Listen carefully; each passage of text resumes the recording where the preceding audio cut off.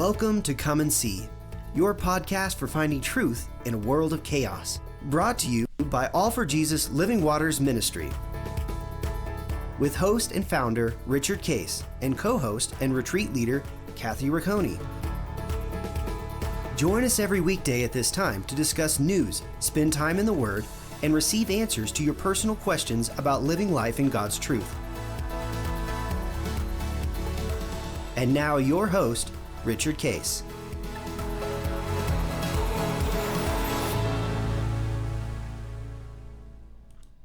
Well, good morning, Kathy. How are you doing today? And good morning. Great to see you. And great to see you in the end of March here. And it's amazing how, man, just time goes on, doesn't it? And right. And Easter's coming up quickly. Yeah, Easter. I always look forward to Easter time. Yeah. Anything special you're doing for Easter?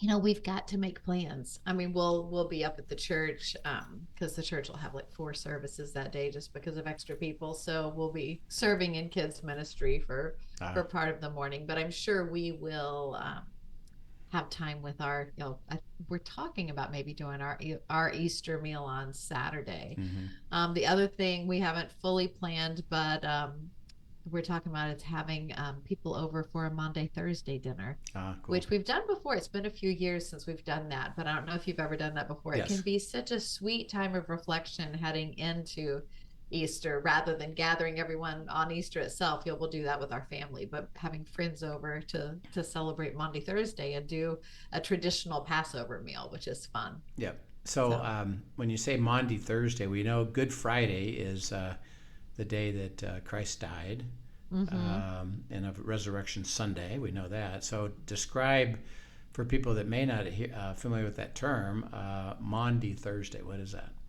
You know, I don't know how the term originated, to be honest. I'm sure I was taught it at some point, but basically it's getting together to celebrate the Passover dinner, as the disciples and Jesus did in the upper room that night before.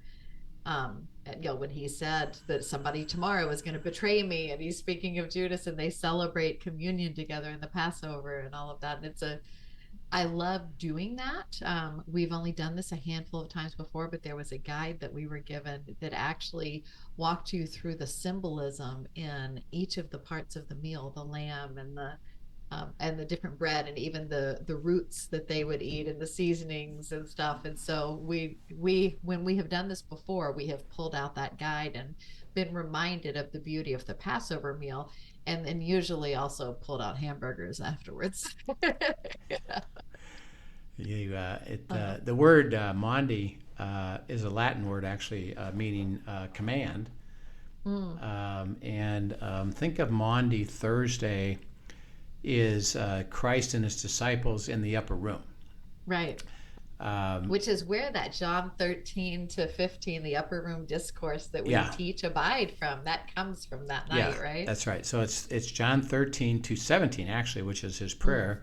And then he marches out of his prayer with the Father as he ends it to Gethsemane.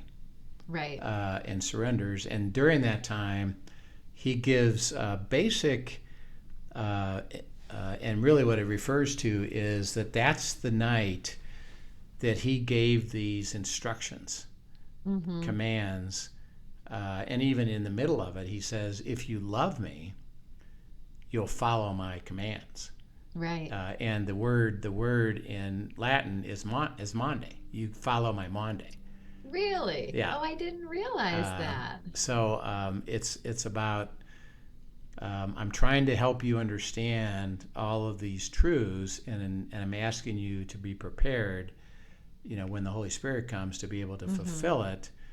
And he gives us, this upper room discourse. So celebrating Maundy Thursday would be remembrance of Christ, and then a Christian experience of the Passover.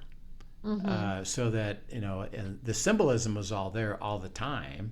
Right. And when Jews, by the way, come to know Christ, and now they're called... Makes it that much richer, they're called right? Messianic Jew. It's like, oh, that's what all that stuff was. Mm-hmm. That explains exactly what it's about. The whole thing explains exactly what it's about. And when they finally receive it, it's like, oh, now I get it. And they love actually doing Passover with the new thing. And so Maundy Thursday is a great opportunity. My wife and I do it. We've done it with our kids and grandkids. Is we celebrate the Passover and the fun of it and the joy of it. And we have, of course, the understanding of it. But we also remember Jesus's instructions is prepare your heart for death. And then resurrection, and have celebration. So it's really cool. I hope you have a good time with that. That'd be fun. Thank you. Yeah, looking forward to it. And if you have it, people haven't done it. It's really you can buy books or go to articles on how to do it from a Christian perspective, and it's really an enjoyable, very enjoyable experience to get the full meaning of Passover, which now we take communion. We've been discussing about prayer. In the last 2 times, we actually went a little bit deeper into a couple things. One is authenticity, that there's no system to it. It's just come with the privilege of coming and just dialogue with God, stay with God, and let Him work it. And then last time you raised up, as we particularly go to Easter, is the privilege of being born again. And because of that, we can have this dialogue with God because His righteousness is what covers us. And basically stay in the kingdom, let Him be the king, surrender your will, which, by the way, is about Maundy Thursday is all about, is this Passover is surrendering your will and going through Gethsemane. Absolutely. And so as we continue this, we want to pick up a prayer out of what Paul wrote in Philippians. And this is a really cool prayer. So if you go to Philippians chapter 1, read verses 3 through 11, then we'll start to unpack this a little bit. Sure. It says, I thank my God upon every remembrance of you, always in every prayer of mine, making request for you all with joy, for your fellowship in the gospel from the first day until now, being confident of this very thing, that He who has begun a good work in you will complete it until the day of Jesus Christ.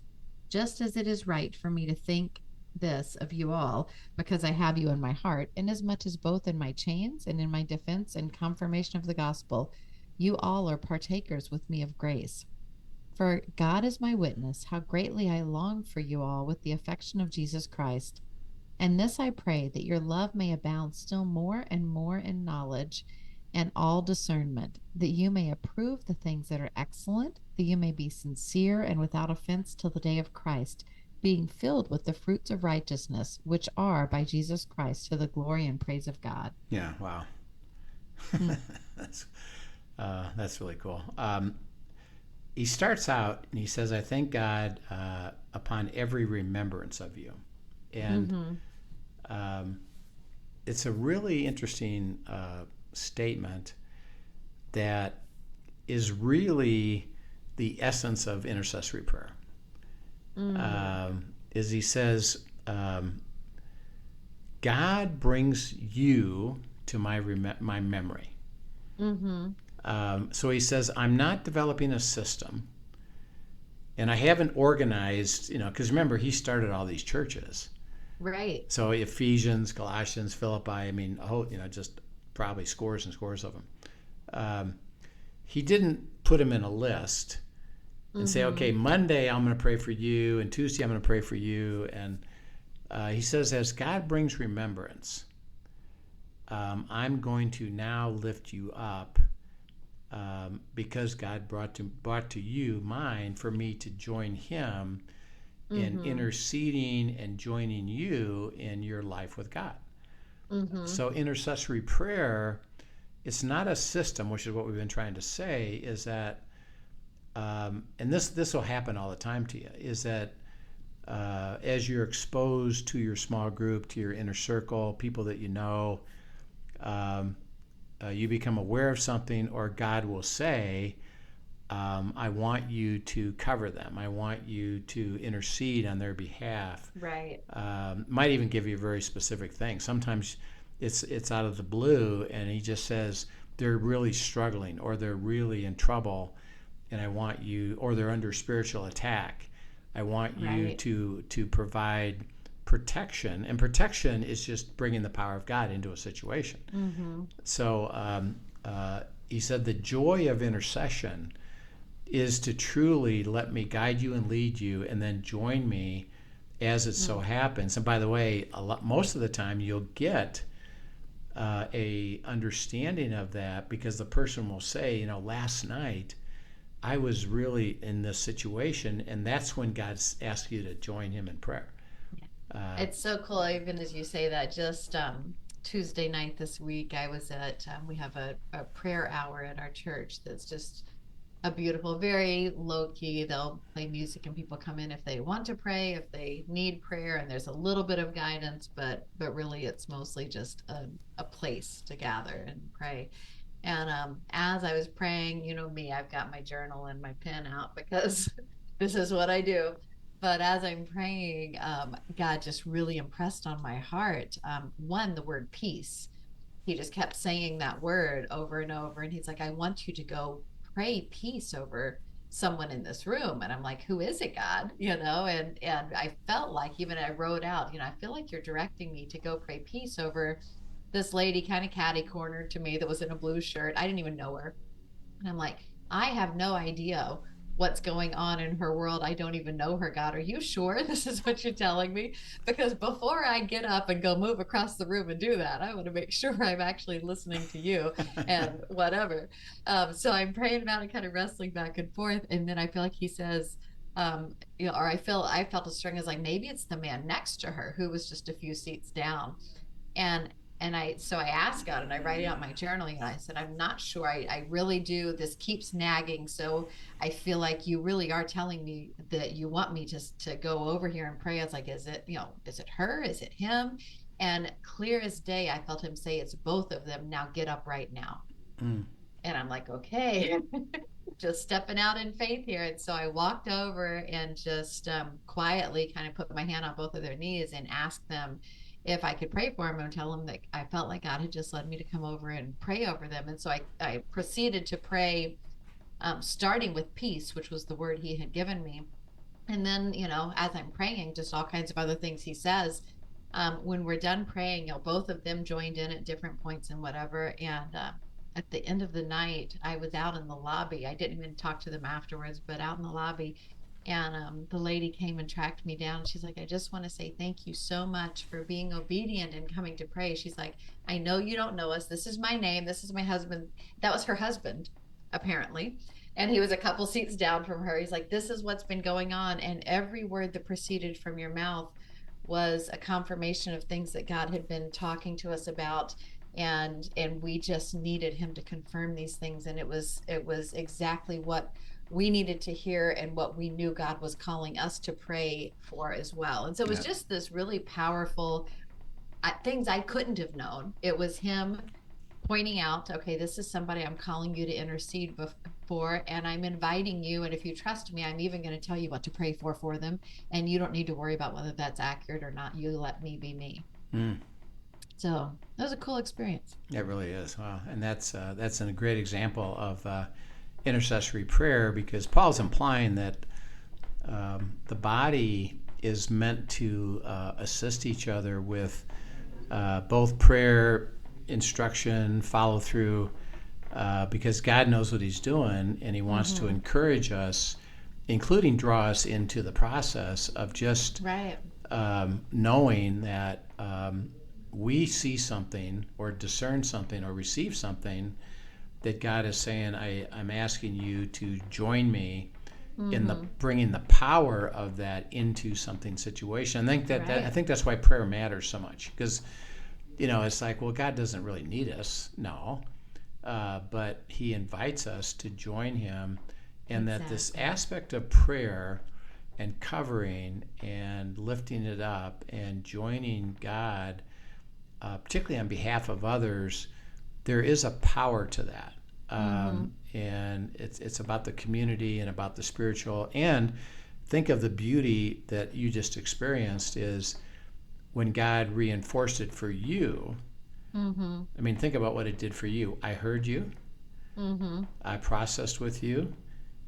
I was obedient to that step, and I wasn't even worried about the outcome.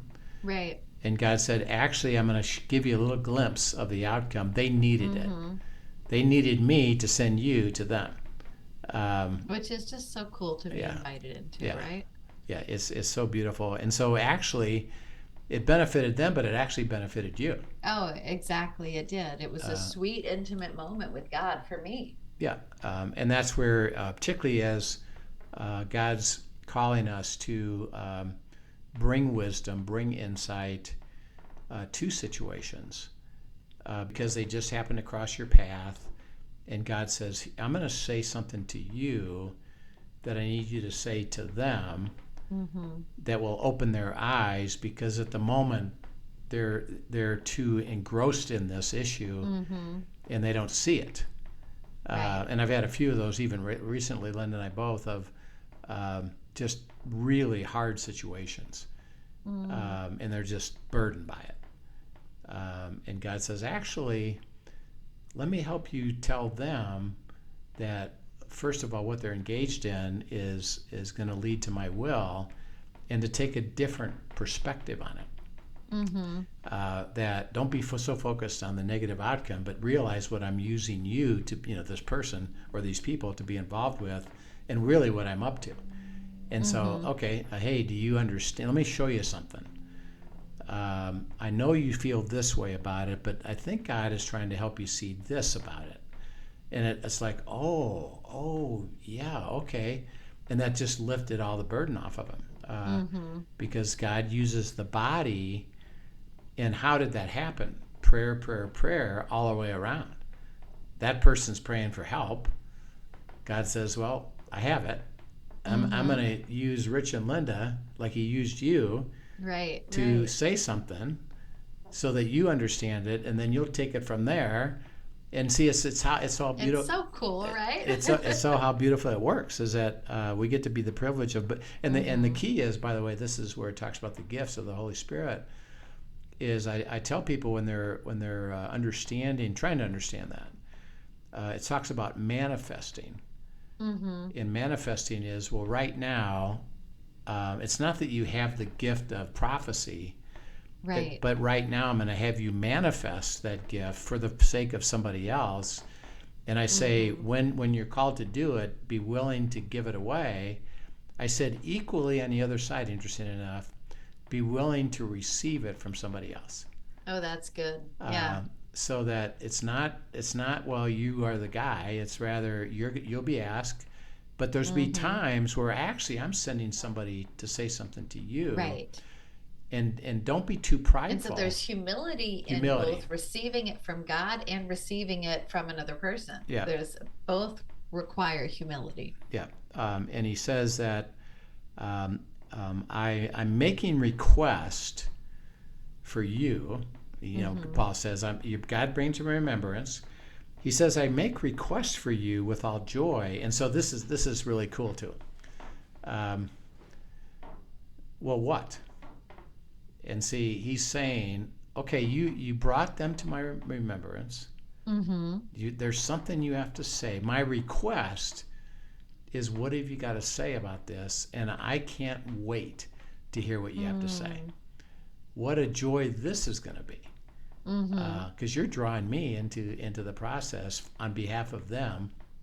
Right. So I make a request to hear what you have to say, because I'm going to be in fellowship in the gospel. Remember, the gospel is defined as what? Good news.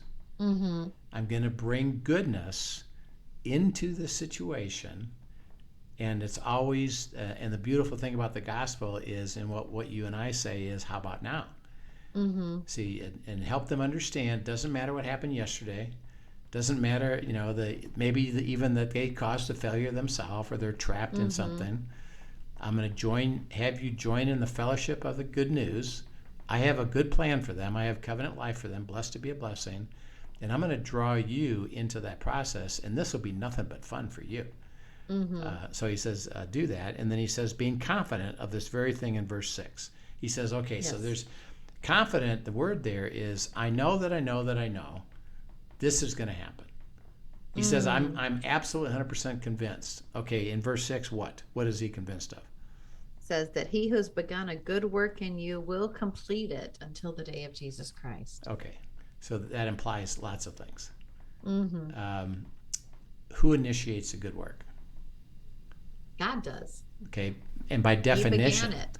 see, by definition, it's not what I decide is a good idea. Mm-hmm. It's God's initiating a good work, and it's the working of God in my situation, which will both be for my benefit and then to participate in the bigger story of the kingdom as well. But it's His work, and we don't define work as I've got to go serve God in some way. I've got to go make sure I do something for God. He says actually it's the other way around. I'm going to be doing it for you and having you join something. So, for example, if we said to the average believer, what do you consider to be a good work? How would they respond to that typically? Typically, you hear, serving other people, hospitality, giving, generosity. Yeah. There's a lot of things that are good things to do. I go to the church and I do these things, and I'm joining a program. I'm joining even a ministry. They define it more programmatically. Right. I'm going to go do something that people have decided is serving, other people in some way.